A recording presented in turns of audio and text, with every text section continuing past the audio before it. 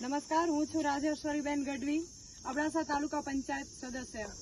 આજરોજ તારીખ 16/5/2026 રોજ નારાયણભાઈ મધ્યે આ ભાગુરા તળાવનું આ કાર્યનું જે શુભારંભ થયું છે, જેમાં સમસ્ત મહાજનના સહકારથી અને જેમ દેવાંગભાઈએ વિસ્તૃત વાત કરી એમ કે જળ સંરક્ષણ માટે જે કાર્ય થઈ રહ્યું છે, સમસ્ત મહાજન અગાઉ પણ જ્યારે હું ડુમરા ગામની સરપંચ હતી તે સમયે પણ અમારા ગામના તળાવનું કાર્ય પણ સમસ્ત મહાજનના સહકારથી થયું છે. તો સમસ્ત મહાજનની આ પહેલ અને આ કાર્યશૈલીને હું બિરદાવું છું. સાથે સાથે એક એવું જ વ્યક્તિ નહીં પણ વ્યક્તિત્વ છે એવા અમારા સમાજનું ગૌરવ અને મારા ભાઈ આદરણીય દેવાંગભાઈ ગઢવી, જેઓ સતત આ કાર્ય માટે મથી રહ્યા છે કે મારા વિસ્તારમાં, અમારા વિસ્તારની અંદર વૃક્ષો વવાય, અમારા વિસ્તારની અંદર જળનું સંચય થાય. એટલે આ તળાવનું જે કાર્ય થઈ રહ્યું છે, તો આ તળાવ આસપાસના અમારું ગામ એટલે આમ તો કૃષિ આધારિત અને માલધારી પશુ આધારિત આ વિસ્તાર છે, ત્યારે આસપાસના તમામ ગામોના 6 થી 7 ગામડાઓના પશુઓ આ તળાવની અંદર પાણી પીવા માટે આવે છે. તો એનો પણ લાભ મેક્સિમમ આ ગામોને મળી રહેશે.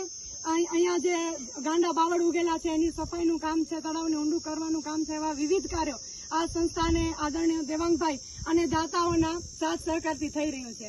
ત્યારે દેવાંગભાઈએ જેમ વાત કરી કે જલ હે તો કલ હે, આપણી સંસ્કૃતિની અંદર જળને પણ દેવતા કહેવામાં આવ્યા છે, ગામને પણ ગ્રામ દેવતા કહેવામાં આવ્યા છે.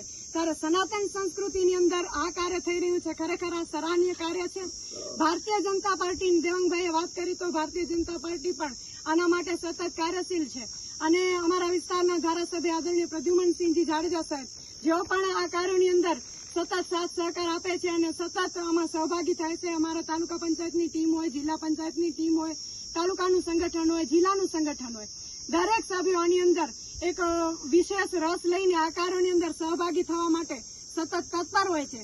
ત્યારે હું સમસ્ત મહાજન અને આદરણીય દેવાંગભાઈનો હૃદયથી ખૂબ ખૂબ આભાર માનું છું કે જેઓએ આ બીડું ઉપાડ્યું છે અને આ વિસ્તારની અંદર વધુમાં વધુ આવા કાર્યો થાય, જેથી અબડાસા જ નહીં પણ આપણું આખું કચ્છ ફરી નંદનવન બની શકે. હરિયાળા વૃક્ષો વાવેલા હોય, આપણા જળ તળાવો પાણીથી છલકેલા હોય અને જે ગામડાની ગરિમા છે, જે ગામડાની આપણી પ્રકૃતિ છે, એ ફરીથી ખીલી ઉઠે એવી આપણે સૌ હૃદયથી કામના કરીએ. આ સાથે હું ફરી આદરણીય દેવાંગભાઈ અને સમસ્ત મહાજનનો હૃદયથી ખૂબ ખૂબ આભાર માનું છું. ધન્યવાદ.